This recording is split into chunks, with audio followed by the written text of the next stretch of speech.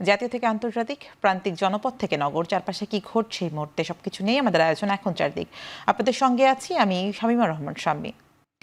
কারো হুকুমে, পরামর্শে কিংবা কোনো পক্ষের হয়ে নয়, সংবিধান এবং আইন অনুযায়ী ইসি নির্বাচন করতে প্রস্তুত বলে জানিয়েছেন প্রধান নির্বাচন কমিশনার AMM নাসির উদ্দিন। রোববার দুপুরে আগারগাঁওয়ের নির্বাচন কমিশন ভবনে সাংবাদিকদের একথা বলেন তিনি। ভোট অনুষ্ঠানে বিঘ্নকারীদের এবারের নির্বাচনে কোনো সুযোগ দেয়া হবে না বলে হুঁশিয়ারি দেন প্রধান নির্বাচন কমিশনার। জানান, নির্বাচনের সময়সীমা চূড়ান্ত করতে প্রয়োজনে শীঘ্রই প্রধান উপদেষ্টার সাথে বৈঠক করবে কমিশন। জাতীয় নির্বাচনের যে বিষয়টি এসছে, যখনই হোক ফেব্রুয়ারিতে, হোক এপ্রিলে, যখনই হোক, আমাদের তো প্রস্তুত থাকতে হবে। আমি এখন আমার প্রস্তুতির বাইরে কিছু চিন্তা করছি না। যখন সরকারের সাথে কথা হবে যে ওনারা কি আলোচনা করেছেন, আমরা তো নিশ্চয়ই একটা ওনাদের ভাব বুঝতে পারবো, বুঝে তখন একটা তারিখ যখন যায় সেটা করবো। We are the last commission to do that. আমরা কোনো কারো নির্দেশনায় কাজ করব না, কিন্তু একদম এটা পরিষ্কার। এটা আপনারা you can convey this message to the nation যে আমরা কারো হুকুমে, কারো নির্দেশনায়, কারো পরিচালনায় আমরা কাজ করব না। লন্ডন বৈঠকের মধ্যে দিয়ে বিএনপির সাথে কোনো দূরত্ব থেকে থাকলে সেটি দূর হয়েছে বলে দাবি করেছেন পরিবেশ উপদেষ্টা সৈয়দ রিজওয়ানা হাসান। এতে অন্য কোনো দলের আপত্তি থাকলে প্রধান উপদেষ্টার সাথে আলোচনা করতে পারবেন বলেও জানান তিনি। ঈদুল আজহার টানা 10 দিন ছুটি শেষে রোববার সচিবালয়ে প্রথম কর্মদিবসে সাংবাদিকদের প্রশ্নের জবাবে একথা বলেন উপদেষ্টা সৈয়দ রিজওয়ানা হাসান। পরিস্থিতিটা বেশ স্বস্তিকর মনে হচ্ছে। হ্যাঁ, আর এখন রাজনৈতিক দলগুলো তার অবস্থান থেকে কথা বলবেন। রাজনৈতিক দলগুলো প্রধান উপদেষ্টার ব্যাপারে যদি কোনো কথা বলেন, এটা প্রধান উপদেষ্টার সাথেই ওনারা নিশ্চয়ই কথা বলবেন। প্রসেসটা এমন, আপনি রাজনীতি বলেন, নির্বাচনী বলেন, গণতন্ত্রই বলেন আর সংস্কারই বলেন, প্রত্যেকটাই ডায়ালগের মাধ্যমে আগাতে হবে। আমি সেই জন্য ডায়ালগটা হচ্ছে এটাকে একটা সুসংবাদ মনে করি। ঢাকা দক্ষিণ সিটি কর্পোরেশনের মেয়র ইস্যুতে চলমান সংকট দ্রুত সমাধান না হলে অচলাবস্থা কাটবে না বলে হুঁশিয়ারি দিয়েছেন বিএনপি নেতা ইশরাক হোসেন। রোববার সকালে দক্ষিণ সিটির নগর ভবনের সামনের অবস্থান কর্মসূচি থেকে এমন হুঁশিয়ারি দেন তিনি। এ সময় ইশরাক হোসেন আরও বলেন, আন্দোলন থামানোর কোনো সুযোগ নেই, বিরতিহীনভাবে আন্দোলন চলবে। এমনকি নগর ভবনের প্রধান ফটকে তালা না খোলারও হুঁশিয়ারি দিয়েছেন তিনি। সকালে ইশরাক হোসেনকে ঢাকা দক্ষিণ সিটি কর্পোরেশনের মেয়র হিসেবে দায়িত্ব বুঝিয়ে দেওয়ার দাবিতে আবারও নগর ভবনের সামনে অবস্থান কর্মসূচি পালন করেছেন তার সমর্থকেরা। এর আগে ইশরাক হোসেনকে মেয়র ও শপথ পড়ানোর দাবিতে ঈদের আগে 22 দিন আন্দোলন করেছিলেন তার সমর্থকেরা। ঈদে জনগণের ভোগান্তির কথা চিন্তা করে 3 জুন থেকে এই আন্দোলন কিছুটা শিথিল এবং বিরতি নেয়ার সিদ্ধান্ত নেওয়া হয়।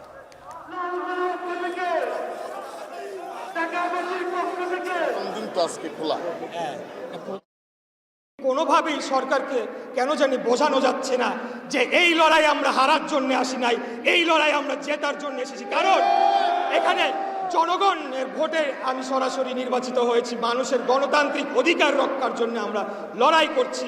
এই লড়াই থেকে আমরা কোনোভাবেই ফিরে আসার, পেছনে আসার কোনো সুযোগ নাই। আমরা একটা সিদ্ধান্ত নিয়েছি যে দৈনন্দিন যে সেবাগুলো রয়েছে সেই সেবাগুলোকে আমাদের তত্ত্বাবধানে চালু করা হবে, কিন্তু এর বাইরে অন্য কোনো বিভাগ বা অন্য কোনো উন্নয়নমূলক কর্মকাণ্ডের জন্য যারা এখানে আছেন তারা অফিস করতে পারবে না। এবং আমরাও প্রধান ফটকের তালা, এটা একটা প্রতীক, এই তালাটা আমরা খুলতে পারছি না। এবারের ঈদে রাজনৈতিক বা শো অফ কোরবানি কম হওয়ার কারণে গতবারের চেয়ে 9 লাখ পশু কম কোরবানি হয়েছে বলে জানিয়েছেন মৎস্য ও প্রাণী সম্পদ উপদেষ্টা ফরিদা আক্তার। এদিকে সড়ক পরিবহন ও সেতু মন্ত্রণালয়ের উপদেষ্টা বলেন, ঈদুল আজহার আগে সড়কে চাপ থাকায় ঈদুল ফিতরের মতো স্বস্তির যাত্রা হয়নি। ফিটনেসবিহীন গাড়ি বিকল হওয়াতে রাস্তায় কিছুটা সমস্যা হয়েছে বলে দাবি করেন তিনি। টানা 10 দিন ছুটির পর রোববার প্রথম কর্মদিবসে সচিবালয়ে নিজ নিজ মন্ত্রণালয় উপদেষ্টারা গণমাধ্যমের সঙ্গে কথা বলেন। টার্মিনালে গেছি, ওখানে যারা বেশি ভাড়া নিচ্ছে তাদেরকে ফাইন করা হয়েছে। তারপরে হচ্ছে যে যারা বেশি ভাড়া হয়েছে তাদের আদায় করে যাত্রীদেরকে আবার টাকা ফেরতও দেওয়া হয়েছে। তারপরে রেল কমলাপুর রেল স্টেশনও সবাই খুব খুশি ছিল। 1,25,00,000-এর মতো আমাদের সাপ্লাই ছিল। এবার মানে কোরবানি হয়েছে আমি জানি 97 লাখ বা এরকম, তার মানে যথেষ্ট ছিল। এবং ছোট গরু এবং দেশীয় গরু যেটা খামারিরা করে, চামড়ার ব্যাপারটাও যেটা দেখলাম যে স্থানীয়ভাবেও ওরা ডিসিরা মানে প্রশাসন ভালোই চেষ্টা করেছেন ওটা ম্যানেজ করার জন্য। পাচার হওয়া অর্থ উদ্ধারে আদালতের বাইরে সমঝোতা হবে কিনা সে বিষয়ে সিদ্ধান্ত নেবে সরকার। রোববার বাংলাদেশ ব্যাংকে সাংবাদিকদের ব্রিফিংয়ে এমন মন্তব্য করেছেন governor doctor Ahsan H Mansur. তিনি বলেন, পাচার হওয়া টাকা উদ্ধারে মামলা করতে হবে, সেক্ষেত্রে সরকারকেই এ বিষয়ে উদ্যোগ নিতে হবে। তিনি আরও জানান, সালমান এফ রহমান ও সাবেক ভূমিমন্ত্রী সাইফুজ্জামানের যুক্তরাজ্যে জব্দ করা সম্পদ উদ্ধারে আইনগত সিদ্ধান্ত নেবে সরকার। বিচারিক প্রক্রিয়ার মধ্যে দুটো জিনিস হয়, একটা ডিপেন্ডস করে সরকারের উপর। সরকার এটাকে ক্রিমিনাল কেস হিসাবে নেবে না এটাকে সিভিল কেস হিসাবে নেবে, সেটা একটা ডিসিশনের ব্যাপার আছে সরকারের। এবং এই ডিসিশনটাও আবার ডিপেন্ড করবে সেই মানে তাদের যে অপরাধ, সে অপরাধের গুরুত্বটা কতখানি এবং সেই অপরাধের আমাদের যথেষ্ট প্রমাণাদি আছে কি না। এটা সিভিল কেস এবং ক্রিমিনাল কেসের মধ্যে যেটা প্রমাণ দিতে হবে সেটা পার্থক্য অনেক বেশি, গুণগত পার্থক্য অনেক বেশি। ক্রিমিনাল কেসে অনেক বেশি তথ্য উপাত্ত দিতে হবে, অনেক বেশি সাক্ষ্য প্রমাণ সাবমিট করতে হবে এবং নিজেদেরও আস্থা, নিজেদের লয়ার, আমাদের লয়ারদেরও বিশ্বাস করতে হবে যে এই প্রমাণটা দিয়ে আমি একটা ক্রিমিনাল ভার্ডিক্ট পেতে পারি, সেটা একটা উপায়। আর যদি পর্যাপ্ত সাক্ষ্য প্রমাণ না থাকে সেক্ষেত্রে বেশিরভাগ ক্ষেত্রেই যেটা হয় যে ঠিক আছে, তুমি আমার টাকা নিয়ে গেছো, টাকাটা এইভাবে গেছে, আমি সেটা দেখতে পাচ্ছি এবং এই সম্পদগুলো হয়তো ওই টাকা দিয়ে করা হয়েছে, আমাকে এই টাকাটা ফেরত দেওয়া হোক। তো এই লাইনে তখন আর্গুমেন্টটা চলে আসবে। দিন যত যাচ্ছে হাসপাতালে কোভিড সংক্রমণে আক্রান্ত রোগীর সংখ্যা বৃদ্ধি পাচ্ছে। এবারের উপসর্গ কিছুটা ব্যতিক্রম, তাই রোগীদের সেবা দিতে আইসিইউ সহ নিরবিচ্ছিন্ন অক্সিজেনের পর্যাপ্ত ব্যবস্থা রাখা হয়েছে। হাসপাতালে কোভিড পরীক্ষা করা হচ্ছে, সেই সঙ্গে শুরু হয়েছে নমুনা সংগ্রহের কাজ। এছাড়া প্রয়োজনীয় ওষুধপত্র, প্ল্যাটিলেট কিট, জনবল ও স্থান সংকটের ব্যাপারেও নানা উদ্যোগ হাতে নিয়েছে হাসপাতাল কর্তৃপক্ষ। রোববার কোভিড-19 হাসপাতালে করোনা ভাইরাসের আক্রান্ত রোগী ভর্তির সংখ্যা 14 আর ডেঙ্গু রোগী ভর্তি হয়েছে 10 জন। দেশে করোনা ভাইরাস এবং ডেঙ্গু এই দুই রোগের প্রকোপ বাড়ছে।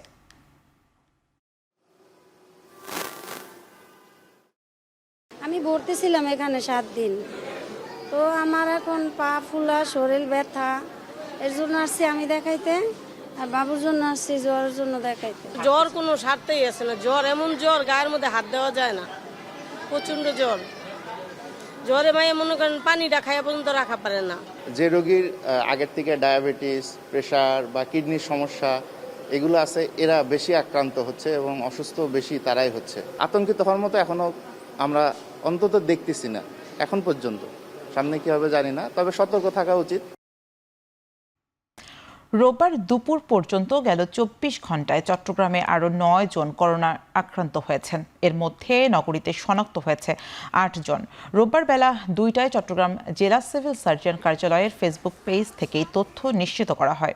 এ নিয়ে জেলায় মোট 18 জন করোনা আক্রান্তের বিষয় নিশ্চিত করেছে স্বাস্থ্য বিভাগ। বর্তমানে সরকারি পর্যায়ে চট্টগ্রামের মেডিকেল কলেজ RT-PCR ল্যাবে করোনা পরীক্ষা করা হচ্ছে, কিন্তু বেসরকারি হাসপাতালগুলোতে কিটের কিছুটা সংকট রয়েছে। তবে বেসরকারি পর্যায়ে কিটের সংকট নেই বলে জানান জেলা civil surgeon office.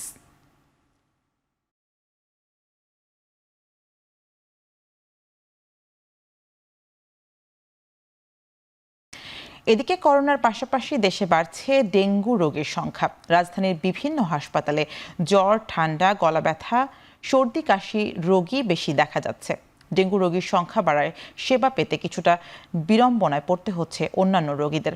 DNCC dedicated COVID-19 হাসপাতালে ডেঙ্গু ওয়ার্ডে ভর্তি রয়েছেন 10 জন রোগী, যাদের অধিকাংশ এসেছেন দেশের বিভিন্ন হাসপাতাল থেকে। চিকিৎসকরা জানান, ডেঙ্গু ওয়ার্ডে পর্যাপ্ত স্বাস্থ্যসেবা নিশ্চিতে প্রয়োজনীয় সব পদক্ষেপ নেওয়া হয়েছে।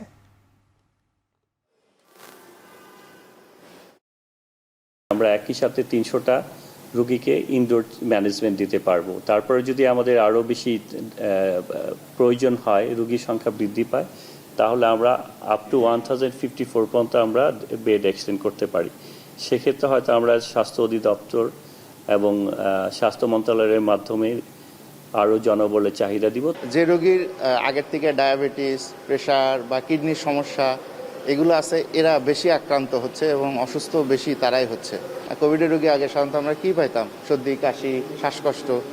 হ্যাঁ, তো এটা থেকে আমরা এই ডেঙ্গুর সাথে মিলে যাচ্ছে বা চিকেনগুনিয়ার সাথে মিলে যাচ্ছে।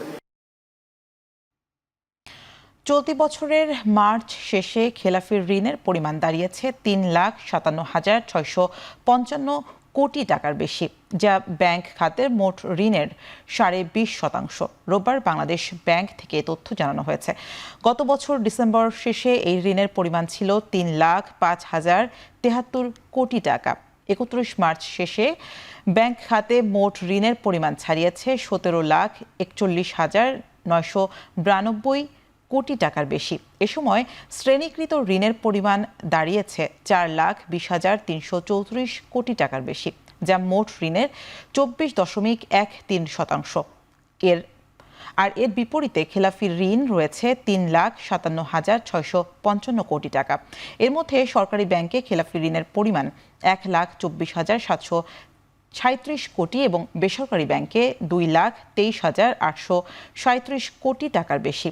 আর বিদেশি ব্যাংকে 2,665 কোটি এবং বিশেষায়িত ব্যাংকে 6,414 কোটি টাকা খেলাফি ঋণ ছাড়িয়েছে।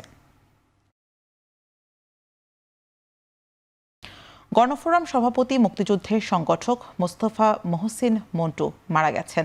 তার বয়স হয়েছিল 80 বছর। রোববার বিকেল 5টায় রাজধানীর স্কয়ার হাসপাতালে চিকিৎসাধীন অবস্থায় তিনি মারা যান। প্রায় 2 মাস ধরে অসুস্থ ছিলেন তিনি। বাদ এশা কাটাবনের বাইতুল মামুর মসজিদে প্রথম জানাজা অনুষ্ঠিত হয়েছে। সোমবার সকালে কেরানীগঞ্জের দ্বিতীয় জানাজা অনুষ্ঠিত হবে। পরে কেন্দ্রীয় শহীদ মিনার শ্রদ্ধা নিবেদন শেষে তাকে বনানী কবরস্থানে দাফন করা হবে।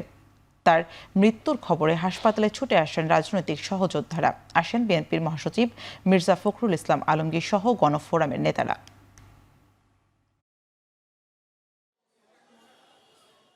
সকাল 9টার দিকে ধরেন, তারপরে আমাদের 2টার দিকে যাব আমরা কেন্দ্রীয় শহীদ মিনার। অনেকদিন ধরেই ফুসফুসজনিত কারণে আমি অসুখে ছিলেন এবং হাসপাতালে ছিলেন।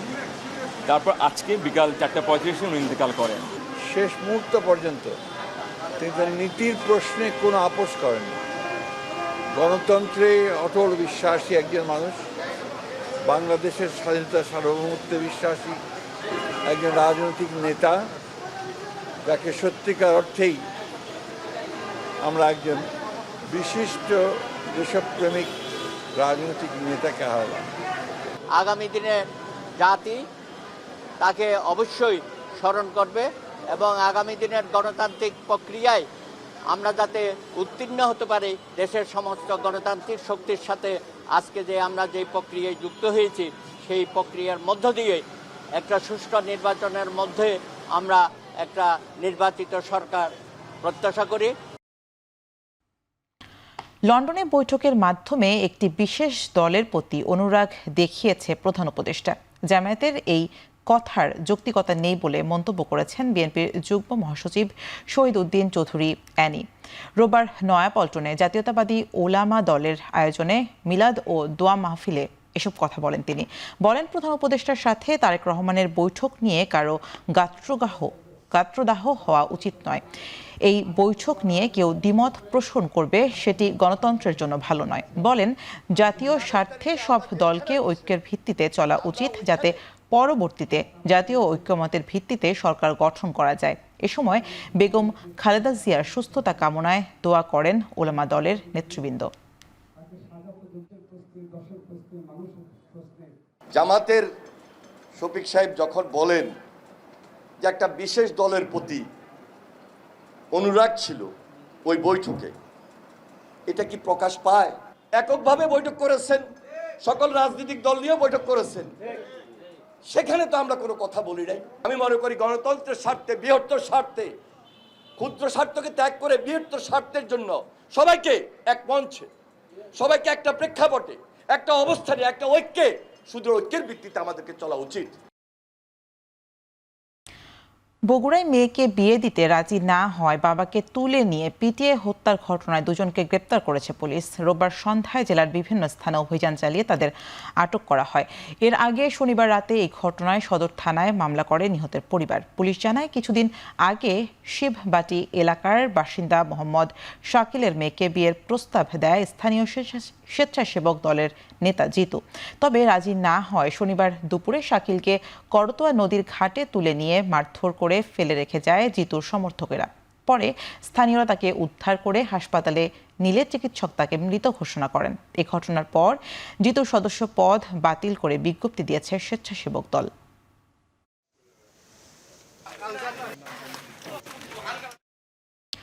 জুলাই গণ অভ্যুত্থানকালে রংপুরের বেগম রোকেয়া বিশ্ববিদ্যালয়ের ছাত্র শহীদ আবু সাইদ হত্যা মামলার তদন্ত প্রায় শেষ। প্রসিকিউশনের পক্ষ থেকে এই তথ্য জানিয়ে নতুন করে সময় আবেদনের পরিপ্রেক্ষিতে তদন্ত প্রতিবেদন জমা দেওয়ার জন্য আগামী 14 জুলাই পর্যন্ত সময় দিয়েছে আন্তর্জাতিক অপরাধ ট্রাইব্যুনাল। এছাড়া গাজীপুরের কোনাবাড়িতে হৃদয় হত্যা এবং যাত্রাবাড়িতে ইমন হোসেন তাইম হত্যা মামলার তদন্ত প্রতিবেদন দাখিলের জন্য ট্রাইব্যুনাল 17 আগস্ট পর্যন্ত সময় দিয়েছেন।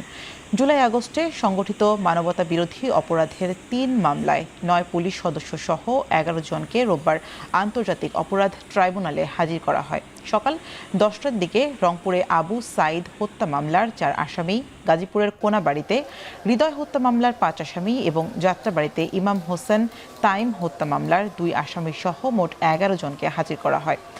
প্রসিকিউশনের সময় প্রার্থনার পরিপ্রেক্ষিতে বিচারপতি গোলাম মর্তুজা মজুমদারের নেতৃত্বাধীন আন্তর্জাতিক অপরাধ ট্রাইব্যুনাল এসব মামলার তদন্ত প্রতিবেদন দাখিলের জন্য নতুন করে সময় দেন।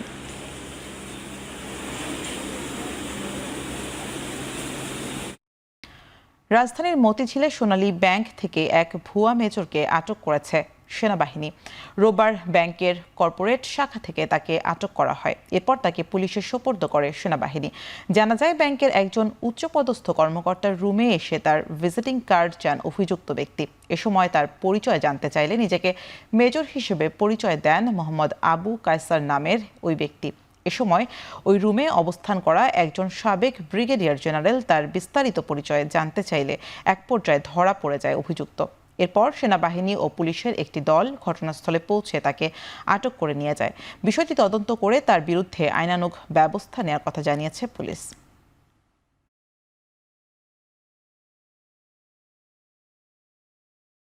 স্যার, আপনার একটা কার্ড লাগবে। আমি কার্ড এমনি তো যাকে তাকে দিতে পারি না, কারণটা বলেন আপনি আমাকে। এক পর্যায়ে এখানে brigadier Ejaz retired brigadier general উনি বসা ছিলেন। উনি তখন বেশ কিছু পয়েন্ট জিজ্ঞেস করলেন। উনি তখন বললেন যে না, তোমার প্রকৃত পরিচয়টা দাও।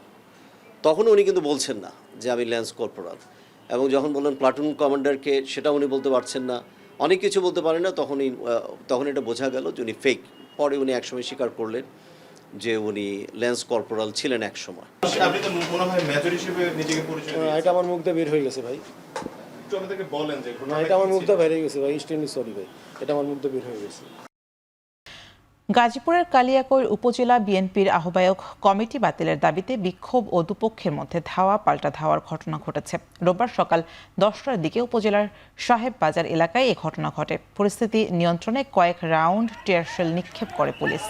পুলিশ জানায়, সম্প্রতি জেলার 8টি ইউনিটের কমিটি বাতিল করে গাজীপুর জেলা বিএনপি। এরপর গতকাল সন্ধ্যায় কালিয়াকৈর উপজেলা ও পৌরসভা কমিটি ঘোষণা করা হয়। এতে কালিয়াকৈর উপজেলা বিএনপির আহ্বায়ক কমিটি বাতিলের দাবিতে সকাল থেকে বিক্ষোভ মিছিলে নামেন পারভেজ আহমেদের অনুসারীরা। এ সময় নতুন কমিটির পক্ষে আরেকটি মিছিল বের হলে উভয়ের মধ্যে ধাওয়া পাল্টা ধাওয়ার ঘটনা ঘটে। পরিস্থিতি নিয়ন্ত্রণে আনতে পুলিশ কয়েক রাউন্ড টিয়ারশেল নিক্ষেপ করেছে। পরে সেনাবাহিনী সহ আইন শৃঙ্খলা বাহিনীর বিপুল সংখ্যক সদস্য সতর্ক অবস্থান নেন।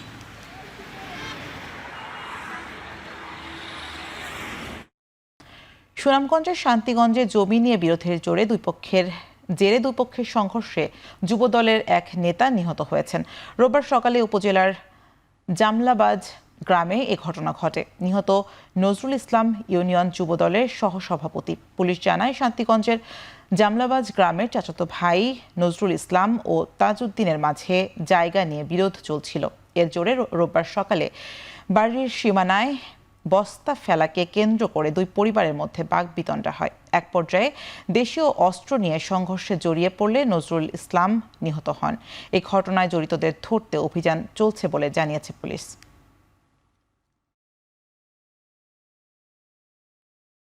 পঞ্চগড়ে গুলিবিদ্ধ হয়ে রাজু ইসলাম নামে একজনের মৃত্যু হয়েছে। শনিবার রাত ৩টার দিকে ঝুলিপাড়া সীমান্ত এলাকায় এই ঘটনা ঘটে। মরদেহের ২ পায়েই গুলির চিহ্ন রয়েছে।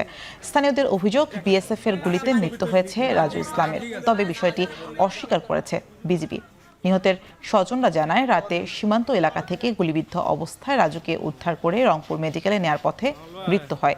এই ঘটনায় ক্ষোভ প্রকাশ করেছেন স্থানীয়রা।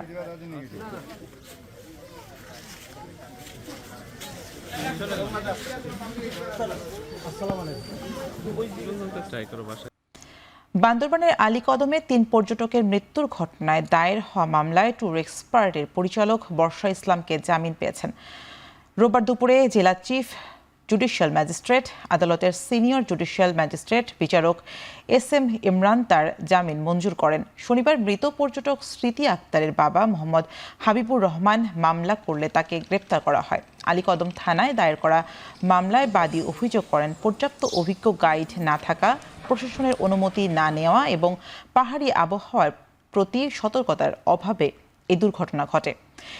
11 জুন বিকেলে কোরকপাতা ইউনিয়নের শামুক ঝর্ণা এলাকায় প্রবল স্রোতে স্মৃতি আক্তার, হাসান চৌধুরী শুভ এবং শেখ জুবাইরুল ইসলাম নিখোঁজ হন। পরদিন 12 জুন মাতামুহুরী নদী থেকে জুবাইরুল ও 13 জুন তৈনখাল থেকে স্মৃতি আক্তারের মরদেহ উদ্ধার করে পুলিশ।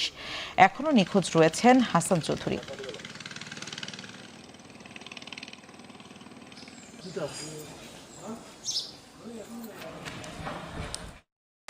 ঈদের ছুটি শেষে আজও কর্মস্থলে ফিরেছে মানুষ। সড়কে বেড়েছে যানবাহনের চাপ। রোববার সকাল থেকে ঢাকা টাঙ্গাইল যমুনা সেতু মহাসড়কে যানবাহনের চাপ ছিল ব্যাপক। কয়েক কিলোমিটার এলাকা জুড়ে সৃষ্টি হয় তীব্র যানজট। এতে যাত্রীদের দুর্ভোগ পৌঁছায় চরমে। এছাড়া সিরাজগঞ্জের যমুনা সেতু সংযোগ মহাসড়কে বেড়েছে যানবাহনের চাপ। পাশাপাশি মহাসড়কের মোড় ও বাস কাউন্টারে ছিল যাত্রীদের ভিড়। বাসের টিকিট না পেয়ে ট্রাক ও পিকআপে করে গন্তব্যে গেছেন অনেকেই। এমন চিত্র ছিল বগুড়াতেও।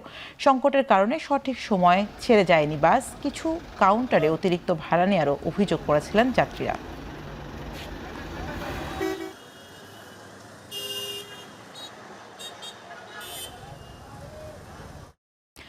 গোপালগঞ্জের গোপীনাথপুরে 6টি যানবাহনের মধ্যে সংঘর্ষে এক পুলিশ সদস্য সহ 2 জন নিহত হয়েছেন। আহত হয়েছেন আরও অন্তত 25 জন। শনিবার গভীর রাতে ঢাকা খুলনা মহাসড়কে এই দুর্ঘটনা ঘটে। এ সময় মহাসড়কের যান চলাচল বন্ধ হয়ে যায়। পরে পুলিশ, সেনাবাহিনী ও ফায়ার সার্ভিসের সদস্যরা দুর্ঘটনা কবলিত যানবাহন সরিয়ে নিলে প্রায় 2 ঘন্টা পর যান চলাচল স্বাভাবিক হয়। স্থানীয়রা জানান, গভীর রাতে ঢাকা থেকে খুলনাগামী আরমান পরিবহন গোপীনাথপুর এলাকায় একটি ট্রাককে পেছন থেকে ধাক্কা দেয়। এ সময় ক্ষতিগ্রস্ত বাস যাত্রীদের উদ্ধারের সময় দ্রুতগতিতে আসা আরও 3টি বাস ও একটি প্রাইভেট কার সেখানে থাকা যানবাহনগুলোকে ধাক্কা দেয়।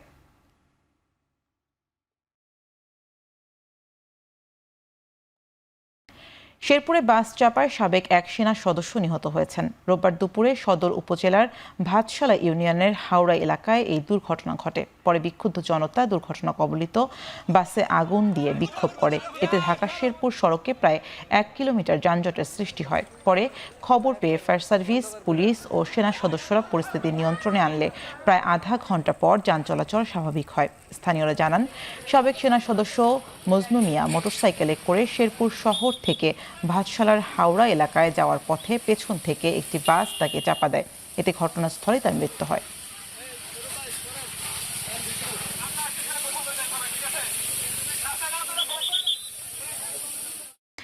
সাতক্ষীরায় সাবেক সংরক্ষিত নারী সংসদ সদস্য রিফাত আমিনের বাড়িতে অভিযান চালিয়ে তার ছোট ছেলে রুমনকে অস্ত্র ও মাদক সহ আটক করেছে সেনাবাহিনী। রোববার শহরের শহীদ আব্দুর রাজ্জাক পার্ক সংলগ্ন এলাকায় অভিযান চালিয়ে তাকে আটক করা হয়। সেনাবাহিনী জানায়, গোপন সংবাদের ভিত্তিতে অভিযান চালিয়ে রুমনের কক্ষ থেকে বিদেশি অস্ত্র, ইয়াবা ও মাদক সেবনের বিভিন্ন সরঞ্জাম জব্দ হয়েছে। অভিযানের সময় সাবেক এমপি পুত্র মাদকাসক্ত ছিলেন বলেও জানানো হয়। আটক রুমনের বিরুদ্ধে মাদক বিক্রি ও সেবনের অভিযোগ রয়েছে। রিফাত আমিন 2014 সালে আওয়ামী লীগের মনোনীত সংরক্ষিত নারী আসনের সংসদ সদস্য ছিলেন। 2018 সালের পর থেকে তিনি বিদেশে বসবাস করছেন বলে জানা গেছে।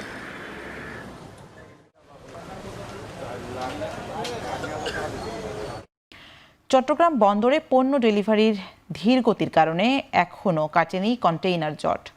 54,000 TEUS ধারণ ক্ষমতার বিপরীতে বর্তমানে বন্দরে কন্টেইনার আছে প্রায় 42,000 TEUS। রোববার সকাল পর্যন্ত গত 24 ঘন্টায় ডেলিভারি হয়েছে মাত্র 1,935 TEUS। তবে ব্যাংক সহ সরকারি বেসরকারি সব অফিস আজ থেকে পুরোদমে চালু হয় দ্রুত পরিস্থিতির উন্নতি হবে বলে আশা কর্তৃপক্ষের। তবে ডেলিভারি কম হয় বেসরকারি ICD-গুলোতে ও কন্টেইনার জমে গেছে। এমন অবস্থায় পণ্য ডেলিভারি নিতে দেরি করলে প্রতিদিন 4 গুণ জরিমানা গুনতে হবে আমদানিকারকদের।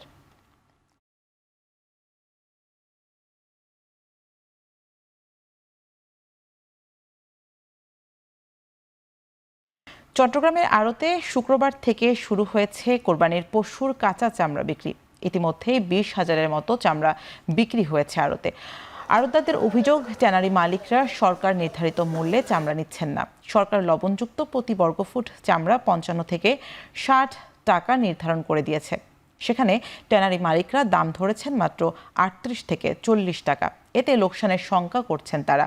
তবে কয়েকদিন পর চামড়া বিক্রি বাড়বে বলে আশা তাদের। এবারে আন্তর্জাতিক প্রসঙ্গ। ইসরায়েলকে আবারও ক্ষেপণাস্ত্র হামলা চালালো ইরান। দেশের বিভিন্ন অঞ্চল থেকে রোববার বিকেলে একযোগে ইসরায়েলে একাধিক ব্যালিস্টিক মিসাইল ছোড়ে তেহরান। হামলার খবর নিশ্চিত করেছে দুই দেশই। প্রাণহানি এড়াতে জনগণকে সুরক্ষিত এলাকায় আশ্রয় নেওয়ার নির্দেশ দিয়েছে ইসরায়েল সরকার। পরবর্তী নির্দেশনার আগ পর্যন্ত সেখানেই থাকতে বলা হয়েছে নাগরিকদের। এর কিছুক্ষণ আগেই নতুন করে বিস্ফোরণের খবর মেলে তেহরানে। এর আগে শনিবার ইসরায়েলের হাইফা বন্দর ও তেল শোধনাগার সহ বেশ কয়েকটি শহরে ইরানের হামলায় নিহতের সংখ্যা বেড়ে দাঁড়িয়েছে কমপক্ষে 13 জনে। আহত 380 জন জানিয়েছে তেল আবিব। হতাহতদের মধ্যে আছে শিশুরাও। বিবৃতিতে বলা হয়, সংঘাতের শুরু থেকে এ পর্যন্ত ইসরায়েলে 22টি স্থানে 200-এর বেশি মিসাইল ও ড্রোন ছুড়েছে ইরান। ইরানের পাশাপাশি ইসরায়েলি ভূখণ্ডে ক্ষেপণাস্ত্র হামলা চালিয়েছে ইয়েমেনের হুতি বিদ্রোহীরা।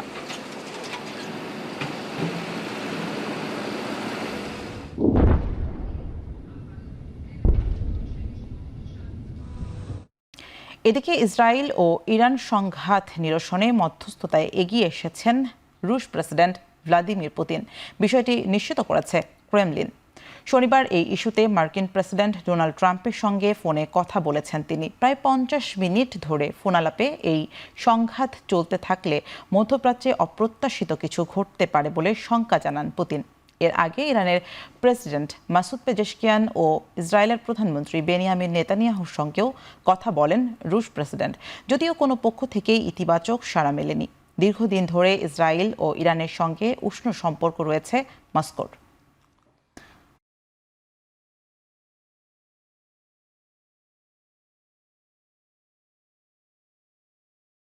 ইরান ইসরায়েলে চলমান সংঘাতময় পরিস্থিতি নিয়ে সৌদি যুবরাজ মোহাম্মদ বিন সালমানের সঙ্গে ফোনে কথা বলেছেন তুরস্কের প্রেসিডেন্ট রিসেপ তাইয়িপ এরদোগান।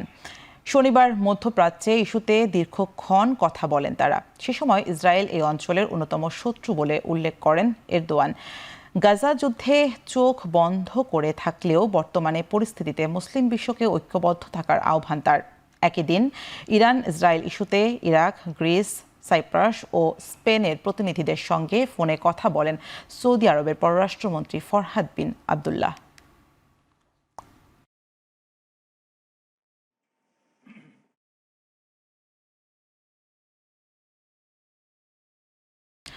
ভারতের উত্তরাখণ্ডে হেলিকপ্টার বিধ্বস্ত হয়ে পাইলট সহ 7 জন নিহত হয়েছে। এ নিয়ে গত 1.5 মাসে পঞ্চমবারের মতো রাজ্যটিতে আকাশ দুর্ঘটনা ঘটল। রোববার ভোরে উত্তরাখণ্ডের গৌরীকুণ্ড এলাকায় বিধ্বস্ত হয় হেলিকপ্টারটি। 6 যাত্রী নিয়ে কেদারনাথ মন্দির থেকে গুপ্তকাশীতে যাচ্ছিল উড়োজাহাজটি। হঠাৎ হেলিকপ্টারটিতে বিস্ফোরণ ঘটে। এতে নিহত হন হেলিকপ্টারে থাকা সব আরোহী। বৈরী আবহাওয়া, যান্ত্রিক ত্রুটির কারণে এই দুর্ঘটনা ঘটে বলে প্রাথমিকভাবে ধারণা করছে উত্তরাখণ্ড সিভিল এভিয়েশন বিভাগ।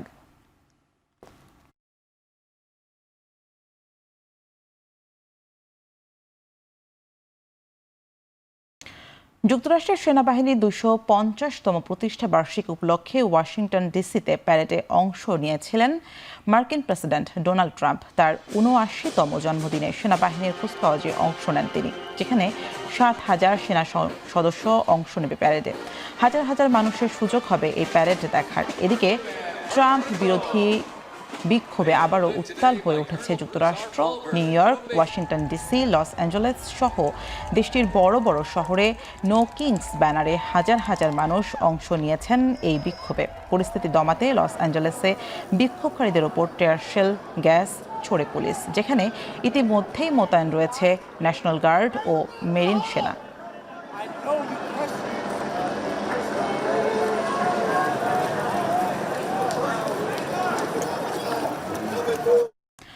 ভারতের কেরালায় থিরুভানান্থপুরাম আন্তর্জাতিক বিমানবন্দরে ব্রিটিশ একটি যুদ্ধ বিমান জরুরি অবতরণ করেছে। শনিবার রাতে British F-35B lightning II fighter jet জরুরি অবতরণ করে কেরালায়। ভারত মহাসাগরের ওপর উড্ডয়নকালে জ্বালানি স্বল্পতার মুখে পড়ে বিমানটি। পঞ্চম প্রজন্মের স্টেলথ ফাইটার জেটটি যুক্তরাজ্যের HMS Prince of Wales carrier strike গ্রুপের বিমানের বহরের অংশ। ভারতের প্রশান্ত মহাসাগরীয় অঞ্চলে এই বিমান মোতায়েন করা রয়েছে। ভারতের নৌবাহিনীর সঙ্গে সমুদ্রে মহড়াতেও অংশ নিয়েছে এই যুদ্ধবিমান। যুদ্ধবিমানটিতে যুক্তরাষ্ট্রের বহরে সংযোজিত অত্যাধুনিক ফাইটার জেটগুলোর একটি।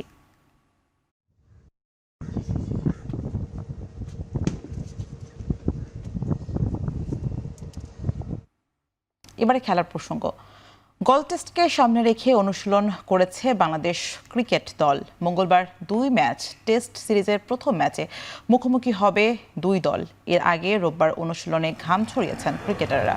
দীর্ঘ 2 বছর পর দলে ডাক পাওয়া পেসার এবাদত হোসেনকে দেখা গেল কঠোর অনুশীলনে। বল ঘুরিয়েছেন স্পিনার নাইম হাসান মুরাদরাও। ব্যাট হাতেও নেটে বেশ মনোযোগী মুশফিক, জাকির আলী, এনামুল বিজয়রা। নাজমুল শান্ত আর মমিনুল হককে এদিন বল হাতে হাত ঘোরাতেও দেখা গেছে। তবে তাদের মূল কাজটা যে ব্যাট হাতে, সেটিও মনে রেখেছেন তারা।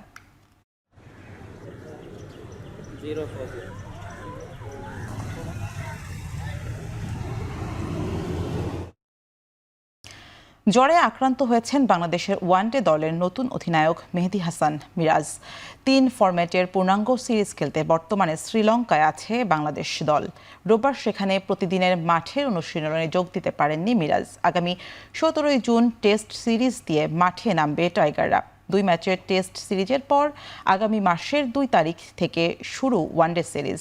3 ম্যাচের সেই সিরিজ দিয়েই মূলত মিরাজের অধিনায়কত্বের ক্যারিয়ার শুরু হবে। তবে এর আগেই জ্বরে আক্রান্ত হলেন তিনি। এছাড়া প্রথম টেস্টেও মিরাজের উপস্থিতি নিয়ে তৈরি হয়েছে শঙ্কা।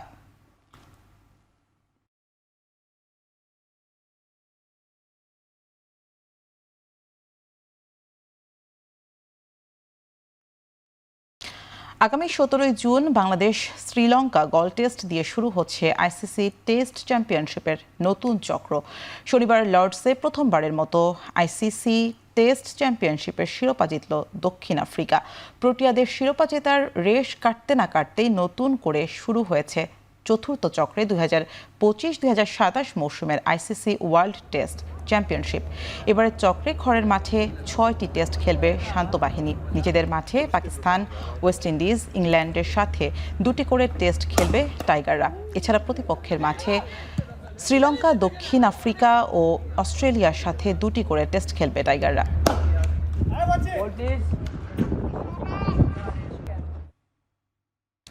বাংলাদেশের বিপক্ষে 2টি ম্যাচের টেস্ট সিরিজের জন্য 18 সদস্যর দল ঘোষণা করেছে শ্রীলঙ্কা।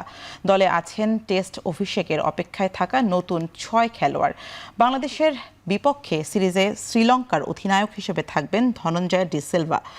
সিরিজের প্রথম টেস্ট খেলে অবসরে যাবেন অলরাউন্ডার অ্যাঞ্জেলো ম্যাথুস। দলে প্রথমবারের মতো সুযোগ পেয়েছেন লাহিরু উদারা, পাসিন্দা সুবারি, সূর্যবান্দারা, সোনাল দিনুশা, পবন রত্নায়েকে, থারিন্দু রত্নায়েকে ও ঈশিতা বিজয় সুন্দরা। তবে অভিজ্ঞ ব্যাটিং লাইন আপ ধরে রেখেছে টিম ম্যানেজমেন্ট। ওপেনার হিসেবে থাকছেন পাতুম নিশাঙ্কা।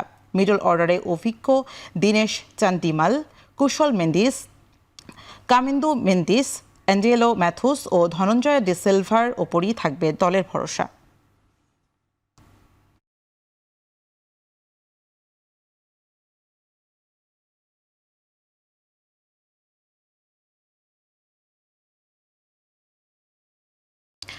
হংকংয়ের বিপক্ষে এশিয়ান কাপ বাছাই পর্বের ম্যাচের আগেই কোচিং প্যানেলে পরিবর্তন চান জাতীয় দলের সাবেক 2 অধিনায়ক জাহিদ হাসান এমিলি ও মামুনুল হক। সিঙ্গাপুরের বিপক্ষে ম্যাচে কোচের কৌশলগত দুর্বলতাকেই হারের মূল কারণ হিসেবে ভাবছেন তারা। আপনি যদি শুধু হেড কোচ নিয়ে চিন্তা করেন, আপনার কোচিং স্টাফ চেঞ্জ হলে পুরো কোচিং স্টাফটাকে নিয়ে চিন্তা করেন, চেঞ্জ করেন প্রত্যেকটা পুরো কোচিং স্টাফ থেকে কাকে আপনার রাখলে টিম ভালো হবে। তার স্যালারি ডেভেলপ করে কিন্তু এক্সটেনশন করেছে, আমরা যেটা আপনাদের মিডিয়ার মাধ্যমে জেনেছি। বাট আমার মনে হয় যে তখনই আসলে ভুলটা হয়েছে। তখনই আসলে আমার কাছে মনে হয় যে একটু যেহেতু আমরা হামজাকে পাবো, সমিত সোমকে পাবো, আমাদের যেহেতু এশিয়ান কাপ কোয়ালিফাই হয়েছে, এটা তো ওই সময় থেকেই প্ল্যান। তো তখন থেকে আমার মনে হয় চিন্তাটা করলে আমাদের জন্য বেটার হতো। আগামী 11 থেকে 22 জুলাই ঢাকার কিংস অ্যারেনায় অনুষ্ঠিত হবে সাফ অনূর্ধ্ব 20 নারী চ্যাম্পিয়নশিপ। শেষ মুহূর্তে ভারত নাম প্রত্যাহার করে নেয় চ্যাম্পিয়ন হওয়ার সম্ভাবনা আরও উজ্জ্বল হয়েছে বাংলাদেশের। যদিও ভারতকে মাঠে রেখেই শিরোপা জয়ের আশা ছিল নারী উইং চেয়ারম্যান মাহফুজা আক্তার কিরণের। সাউথ এশিয়াতে আমরা এজ লেভেলে অলওয়েজ আমরা প্রত্যেকটা এজ লেভেলেই চ্যাম্পিয়ন। হ্যাঁ, তো আমি ব্যক্তিগতভাবে আমি বলতে পারি যে আমি আসলে কম্পিটিটিভ ম্যাচ খেলতে বা কম্পিটিশন করে জেতার পক্ষে। হ্যাঁ, তখন নিজের দিক থেকেও যেরকম কনফিডেন্স থাকে, একইভাবে আমি জানতে পারি যে আমার টিম কোন লেভেলে আছে, তাদের স্ট্রেংথ কী। তো ইন্ডিয়া 11th আওয়ারে উইথড্র করে নিয়েছে, তো এটা তো আমাদের কিছু করার নেই। বাকি টিমগুলোর সাথে অবশ্যই আমরা খেলবো। আমরা অ্যাকচুয়ালি ইন্ডিয়াকে মাঠে রেখেই জিততে চেয়েছিলাম। শেষ করছি এখন চারদিকের আয়োজন। এখন টেলিভিশন ওয়েবসাইটে দেখতে ভিজিট করুন www.ekhon.tv, ফেসবুকে দেখতে ভিজিট করুন facebook.com/tv.ekhon এবং ইউটিউবে দেখতে ভিজিট করুন youtube.com/c/ekhon tv।